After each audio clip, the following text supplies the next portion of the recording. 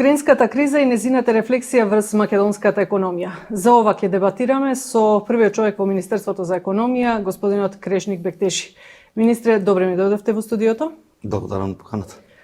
Како се чувствувате? Може ли малку да здивниме или се уште сме во црвена зона? Светлото црвено, упатените велат дека блешти и дека е најавена уште појака криза. Што не очекува во иднина? Ајде да почнеме по тој редослед.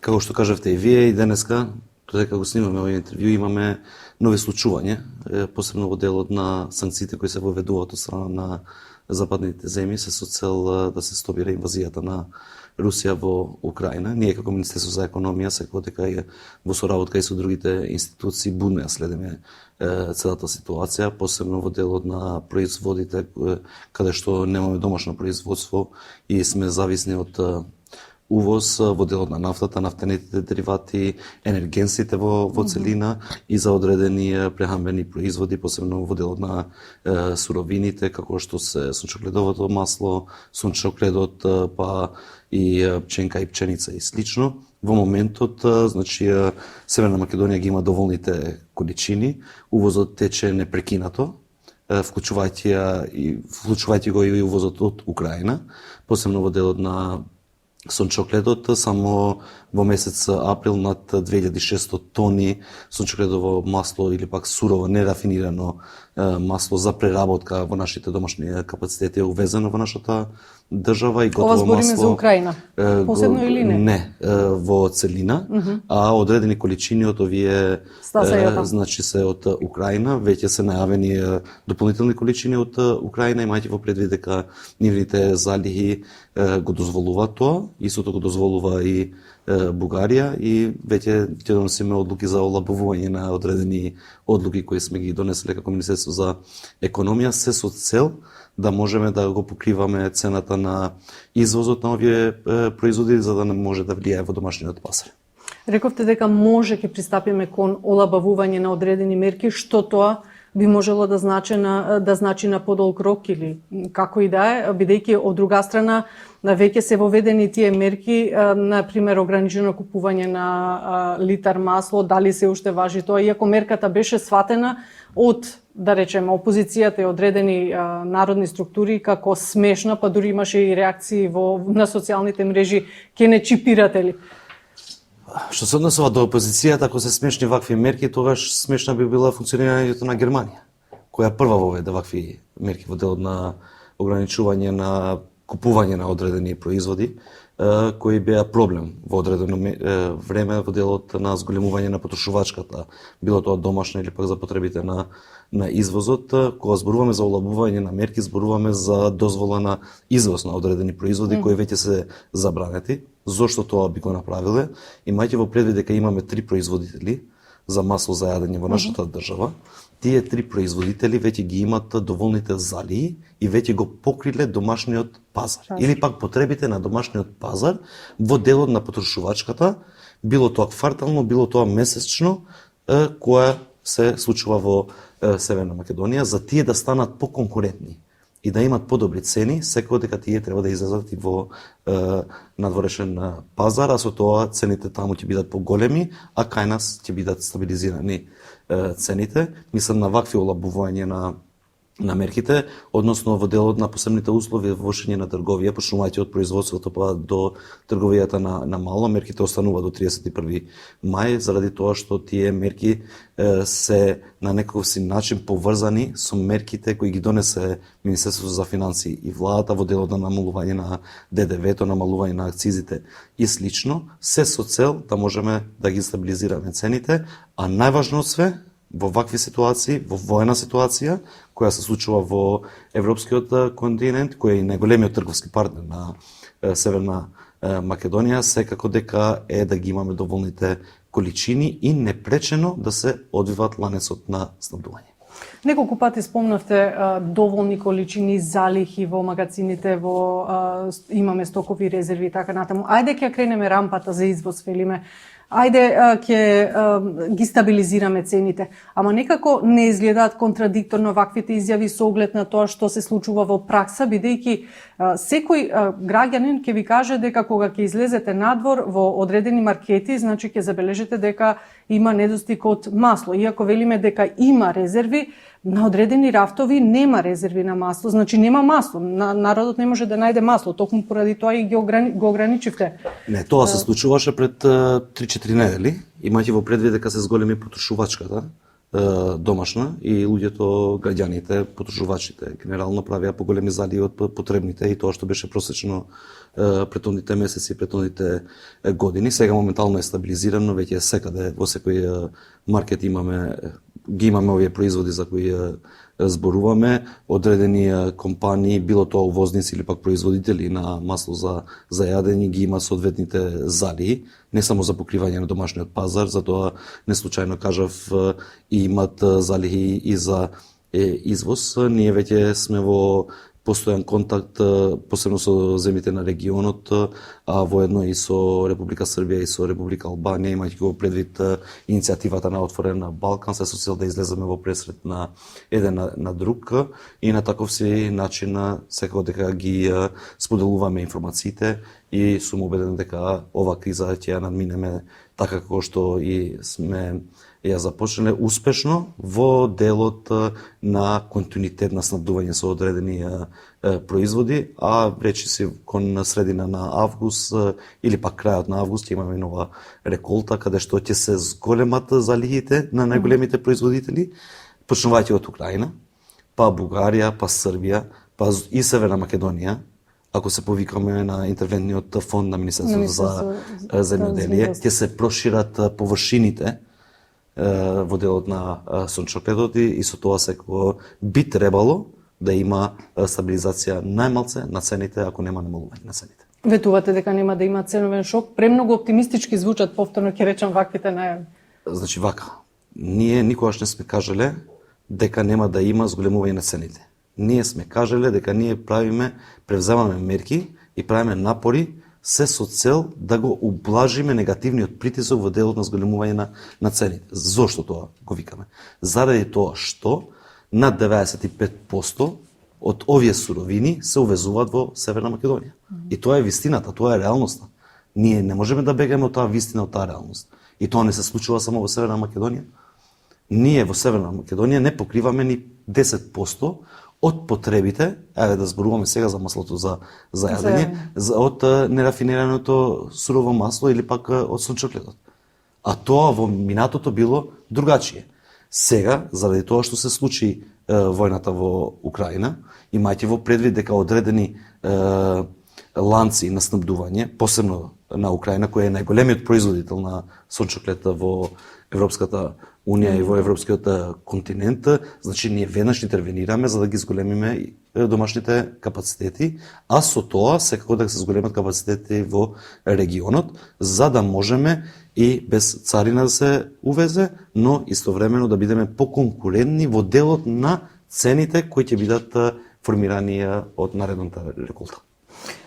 Ги замрзнавте маржите, ги замрзнавте, да речеме, побарувачката, продажбата на маслото за јадење, одредени основни суровини за живот. Не сме ограничувале количини, ние сме дале препорака на маркетите. Тоа не е одлука на владата, тоа е препорака од Министерството за економија, се со цел да се стабилизира пазарот во делот на снабдување со масло за јадење и секој потрошувач да има можност да купува вакви производи. Во таа насока ми беше и прашањето. Во една прилика неколку пати имате изјавено дека тоа е со цел да се намали психозата кај луѓето и така натаму. Од друга страна, повторно ќе речам, дел од она експертска јавност која што постои во државата вели дали е тоа навистина така или пак владата со ваквиот чекор сака да го прикрие стравот од понатамушен недостиг на овие производи и со тоа едноставно да се заскрие зад ваквиот параван. Јас не сум слушал такви експерти, значи да кажуваат работи во таа насока, одреден значи политичари, посебно делот на опозицијата, за ефтини дневни политички поени ги кажуваат тие работи, но значи тоа не се прави за таа цел. Тоа се прави се со цел за секој граѓанин да има можност да ги купува потребните производи кои се потребни за нивните трпези дома и значи уште еднаш јас ќе се навратам, иако може не личи тоа популарно да се каже. Ако се купува непотребно, тоа е основа на економијата. Ако се прават непотребни залихи, било тоа од домаќинства, било тоа од одредени компании, тоа директно влијае во цените. Заради тоа што имаме одредена понуда и кога ја имаме понудата фиксна, како што ја имавме и ја имаме сега, значи имаме одредени количини 2000 тони на сурово масло. Побарувачката предходно просечно била 2000 тони, значи цената се стабилизира. Ако побарувачката се зголемува, Сходно на тоа. секако дека и цените се зголемуваат. И тоа се случува сега и со нафтата и нафтените деривати. Во делот кога ќе се воведат санкции за целосна забрана на увоз на нафта и нафтени деривати од Русија, значи ќе се намали понудата на тој одреден производ, а побарувачката ако се зголеми, значи ќе се зголемат и цените на нафтата и нафтените деривати. Овие се основни принципи и ние тоа го кажуваме, се обидуваме да го објасниме и на граѓаните и секако дека не сакаме да се користи овој момент за да се добиват ефтини политички поени, пошто на крајот на краишта најважно од све е да се зачува стандардот на граѓаните, а посебно граѓаните да имат можност да ги имат тие производи во нивните домаќинства. За политиката и политичките поени уште малку подолу.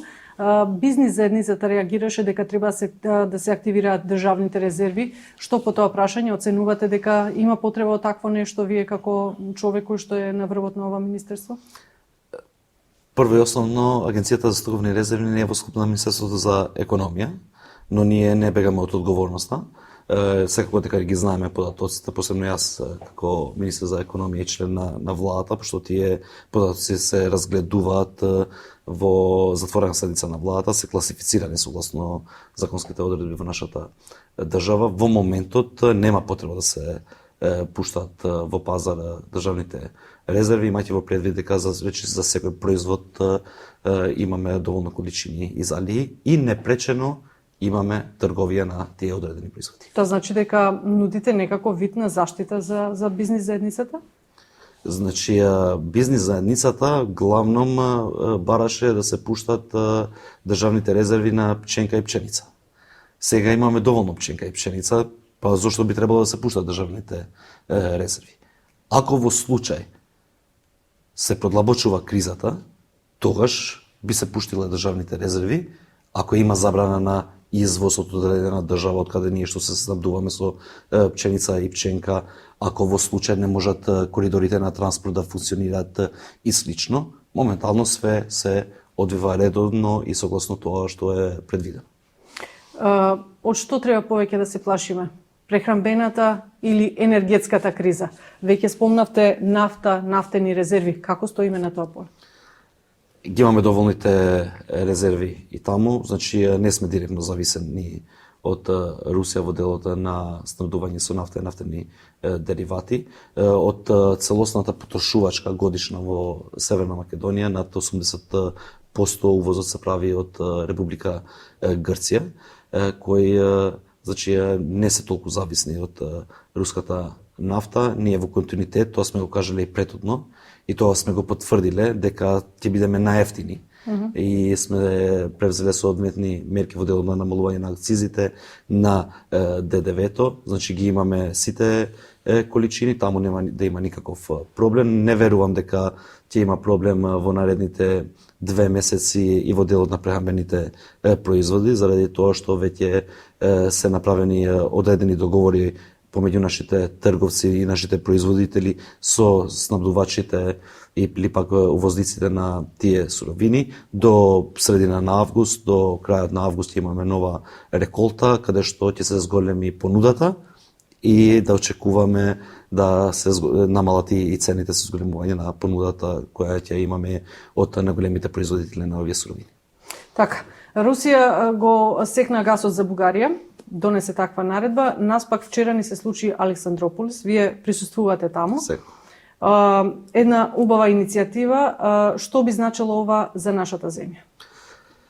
Токму така, значи ова уште еднаш потврдува дека институциите во Северна Македонија вршат својата работа, посебно во делот на геополитиката и стратешките проекти, кои се многу значајни во делот на безбедноста, сигурноста на државата. А сега зборуваме во делот на енергетскиот сектор. Ние пред неколку години сме почнали оваа иницијатива и веќе Република Северна Македонија ќе биде дел на ЛНГ терминалот Александрополис, кој е целосно поддржан од страна на Европската унија, од САД и најверојатно ќе направи диверсификација на снабдување на природен газ не само во регионот, но во целина и во европскиот континент, но не е единствениот проект на кој што работи нашата држава. Значи очекуваме кон крајот на јуни веќе да се објави и тендерот за започнување на изградба на новиот интерконектор со Република Грција, каде што дополнително ќе се поврзуваме со Јужниот тек, значи во овој случај со ТАП, иако и во моментот имаме можност преку Република Бугарија да го направиме истото. Јас утре ќе учествувам на заеднички состанок кој ќе го имаме со Република Бугарија, Република Грција, Романија, Србија, Европската унија, токму така и украинскиот министер за енергетика. Како беше најавено за азербејџанскиот газ? И ќе разговараме и за азербејџанскиот газ, ќе разговараме за нашите планови, нашите политики, било тоа краткорочни, среднорочни и долгорочни, се со цел да се зголеми безбедност во делот на снабдување со природен газ, а секако дека најважно од све е да се диверсифицираат значи делот на купување на природен газ, кој одредени држави за жал се целосно зависни од Русија. Ке не кошта ли, ете да речеме, можноста од набавка на азербејџанскиот газ повеќе од она што до сега беше? Затоа што имаше такви критики дека треба да плаќаме повеќе, дека не е многу умна. Во делот на природниот одлука. газ, Северна Македонија има значи само еден интерконектор, тоа е со Република Бугарија. За жал, согласно договорите што ги има Газпром со бугарската влада до 2030 година, сите капацитети се резервирани од страна на Газпром во делот на интерконекторот што го имат со нашата држава. Што значи тоа? Дека до 2030 година, освен Газпром, тие капацитети не може да ги користи ни еден друг трговец со природен газ. Но дали санкциите и одлуките кои ги носи Европската унија би влијале директно во снабдувањето на природен газ во Северна Македонија? Тоа би можело да влијае, но паралелно на тоа, преку енергетската заедница, како што беше направено за интерконекторот меѓу Република Бугарија и Република Грција, треба да се укинат и договорите што ги има бугарската влада со Газпром за резервација на капацитетите, со тоа што за нас се ослободи дополнителен простор за да можеме значи да се снабдуваме со природен газ од други извори, вклучувајќи го тука и изворот од Азербејџан. Јас со мојот тим веќе сме биле на посета на Азербејџан, сме разговарале за овие можности и со раководството на ТАП, значи како што најавив и претhodно, утре ќе бидам во Бугарија, каде ние ќе бидеме подготвени и веќе сме ги направиле сите анализи за нашите потреби и за потребите на топланите и за потребите на индустријата со природен газ и ќе покажеме интерес за заеднички да потврдиме количини кои ќе требаат не само за одредена држава, но за регионот во целина. Така. Едно прашање кое што деновиве се наметна во јавноста, мислам дека беше објавено од регионалните медиуми, не знам колку може да се земе таквата изјава за сходна. Дали сме подготвени да плаќаме газ во руски рубли? Јас сум во постојан контакт со министер за надворешни работи. Секоја одлука која ќе биде носена од Европската унија, ние како Северна Македонија ќе се придружиме. Што значи ова? Дека ние, ако не треба да се плати, нема да се плати. И во моментот, ние како Северна Македонија имаме само еден трговец со кој се занимава со природен газ. Немаме точни информации, начинот како ние како тоа се плаќа на Газпром, но согласно последната одлука на Народна банка има можност да се плаќа директно на рубли од Северна Македонија. Тоа не се случува во моментот, вглавном природниот газ се плаќа во долари и во евра. Во случај ако треба дополнителни санкции кои ќе бидат воведени од страна на Европската унија, ние ќе се Веќе е најавен таков нов пакет, 6-ти пакет, мислите? Целосно ќе се придружи Северна Македонија во санкциите на Европска унија, имајќи во предвид дека ние сме на страната на западните држави против инвазијата на Русија во Украина.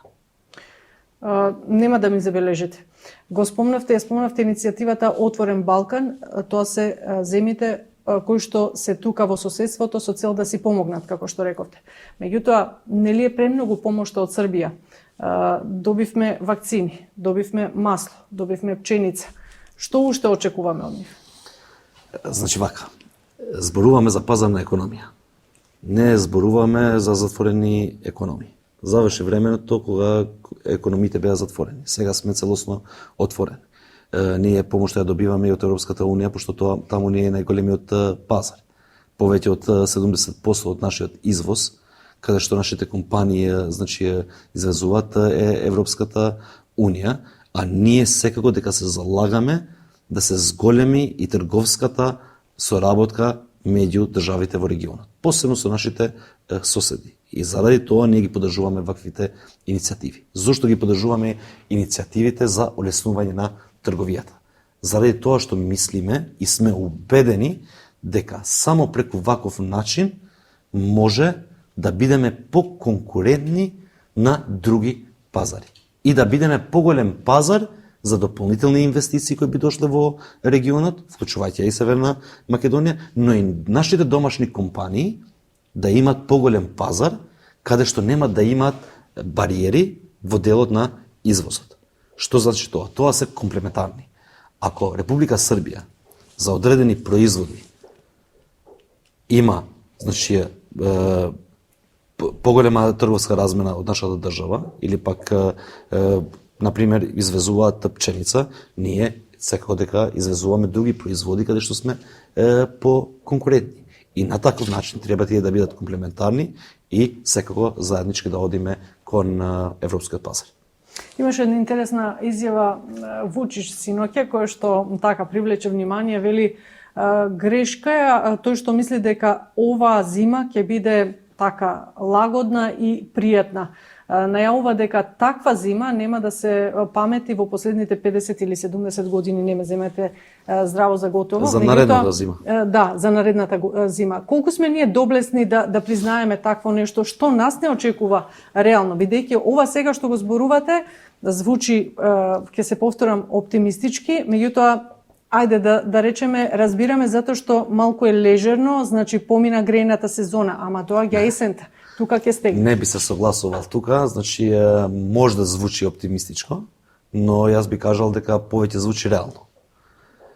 Ако се враќаме назад, претходната година, ноември, октември, сите зборуваат дека ќе имат одредени рестрикции во нашата држава, ќе има зголемување на цената на електрична енергија над 50, 70, 80%, градот Скопје ќе остане без парно, без струја и слично, имајќи во предвид инфраструктурата после земјотресот, како се градени одредени општини во склоп на градот Скопје, ако нема парно, ќе има електроенергетска нестабилност во државата, заради тоа што системот не може да приме електрична енергија, заради тоа што е граден за да функционира во грејната сезона со топлинска енергија и слично. И еве сега, тоа беше целосно менаџирано.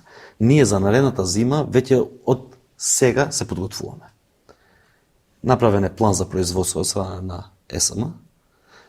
Јас учествувам, рече се, во секој состанок и во секоја иницијатива каде што се зборува за дополнителни количини и начин како да бидеме снабдувани со одредени енергенси, и тоа веќе го правиме. Ги зголемуваме акумулациите на нашиот хидропотенцијал и веќе се зголемени. Ако правиме споредба со тоа колку беа акумулациите октомври, ноември претходната година и колку се сега, значително се зголемени, се користат хидроелектраните само за балансирање на системот, не се користат директно за производство на електрична енергија и секако дека веќе сме ги најавиле и новите реформи.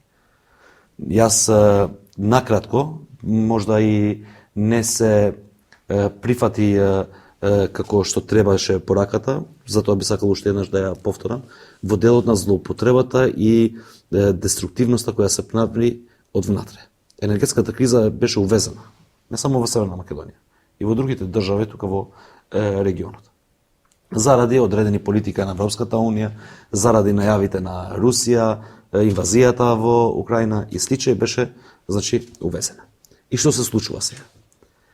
Во време на енергетска криза, целта на една влада, првично и примерна, би требало да ги заштити граѓаните, домаќинствата, а посебно ранливите категории на граѓани кои имаат најповеќе потреба. И тоа ние го направивме.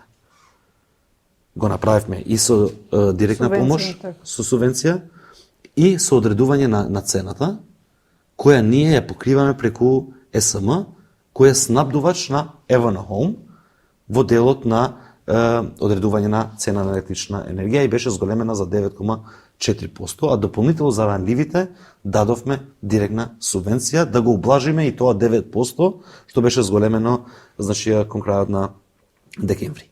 И имаме регулиран пазар и слободен пазар на електрична енергија. Што прават сега општините, посебно општините кои се раководат од страна на опозицијата, и тоа мора да го кажам јавно, отварат јавни предпријатија кои имаат под 50 вработени, кои немаат никакви приходи, заради тоа што легислативата, која нашата секако дека е хармонизирана со Европската Унија, наведува дека во регулиран пазар, освен домаќинства, влегуваат и мали микро потрошувачи. А зошто е направено ова и која е смислата? Да зборуваме за компании кои креираат додадена вредност, креираат нови работни места, посебно тие микро малите компании кои имаат под 50 вработени. И ја пренесуваат дека сте оштетени од општините? Не, ние не сме оштетени. Граѓаните се оштетени. И затоа ми дозволите кратко да ја објаснам зошто се оштетени граѓаните од страна на одредени општини, а тоа го направила веќе општина Битола за жал. Преку јавното предпријатие за индустријската зона во Жабени. Што значи тоа? Тоа значи дека тие, ја пренесуваат обврската на јавното осветлување од општина на јавно предпријатие со под 50 вработени, за да одат на регулиран пазар.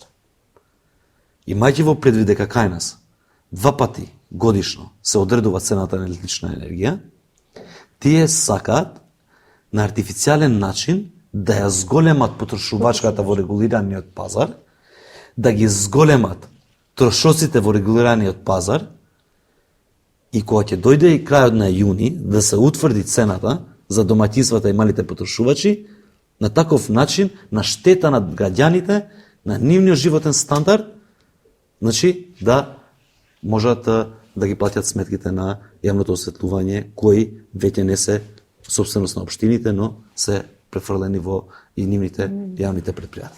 Но дали тоа ќе се дозволи? Нема да се дозволи.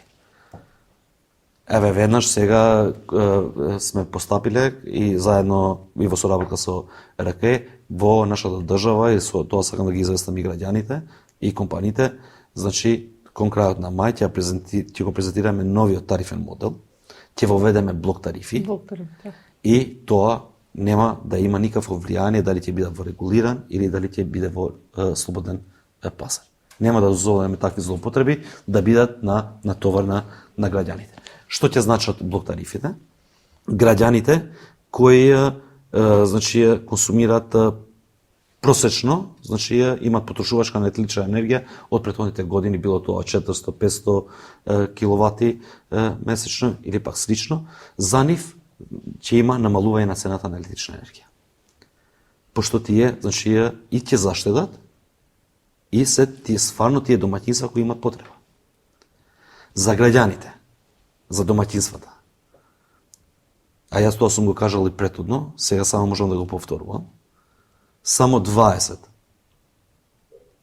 домаќинства во нашата држава користат 10% од потребите дневни потрошувачка што ја имаме во нашата држава. Што значи дека тие се богати семејства и тие може да ги плаќаат електричните сметки согласно цените кои се во пазар, не да бидат субвенционирани од страна на државата, заради тоа што тие имат доволни приходи во нивните домаќинства за да можат тоа да го плаќат. Истото ќе важи и за бизнис секторот, а секако дека истото ќе важи и за општините и за јавните предпријатија.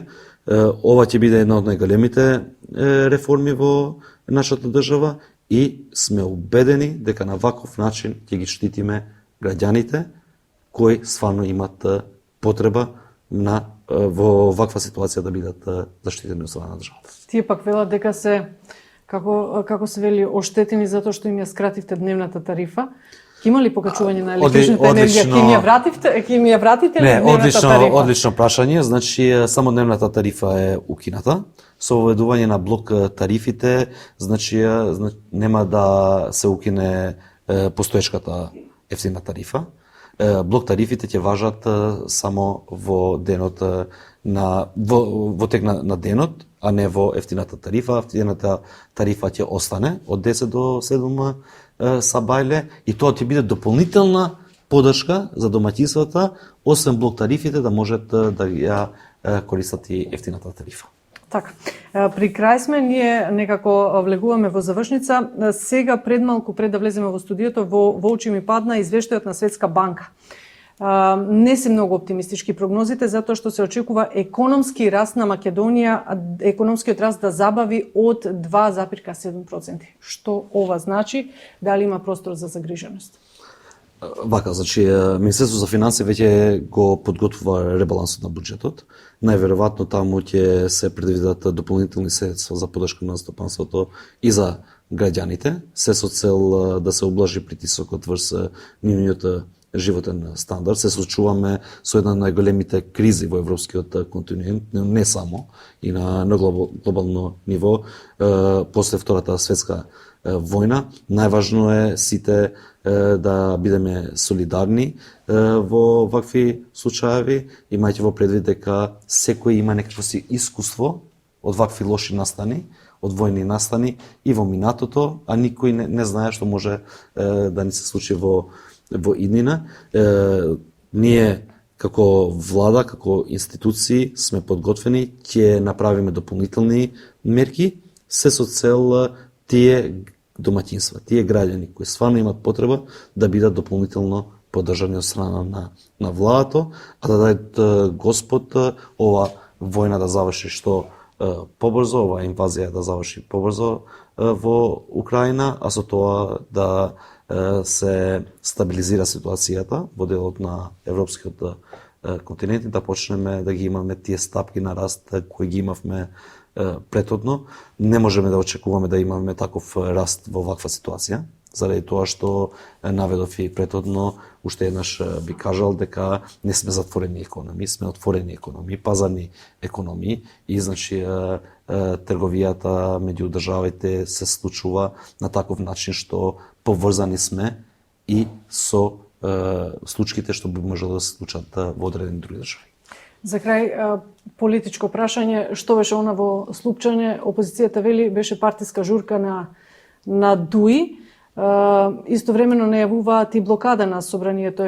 Не знам, вечерва ќе разгледуваат таквата одлука поради, ми се чини, инертноста на власта и неспособноста да ја води државата. Во делот на блокирање на собранието, граѓаните веќе се научени од страна на опозицијата. За жал тоа го правеа и во делот на мерките за пандемијата.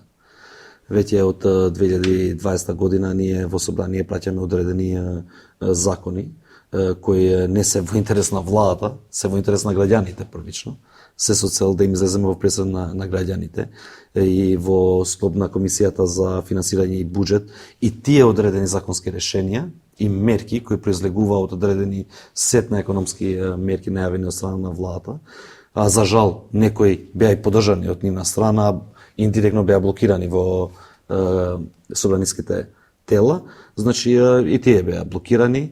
Јас сум убеден дека ќе снаоѓа сила, дека нема да блокираат нови мерки кои ќе бидат носени од страна на владата, се со цел да се справиме со ова криза. Во делот на случката во Слупчане, тоа беше организација на општина Липкова, каде што ние бевме поканети и секако дека можам само да го повторам тоа што го кажа и председателот на ДУИ, првиот вице-премиер господинот Грубија, значи тоа е вистината, тоа се случило во Северна Македонија и ние треба да ние треба да гледаме кон иднината, кон развој на државата, кон подобар животен стандард на граѓаните, поквалитетен живот за сите граѓани кои живеат во Северна Македонија и да не се занимаваме многу дали тоа учествувале високи функционери на ДУИ или пак од други политички партии. Најважно од све е да се обединеме кон единствената цел, а единствената цел е целосна интеграција на нашата држава во Европска Унија за подобар и поквалитетен живот на сите граѓани кои живеат во нашата држава. Политиката ја оставаме настрана, бевме овде за да ја анализираме делот економијата затоа што толку време имаме, меѓутоа се надевам дека ќе бидете некогаш повторно следен наш гостин. Ви благодарам уште еднаш што одвоивте време да учествувате во ова наше интервју. Вам, почитувани, ви благодарам за вашето одвоено внимание.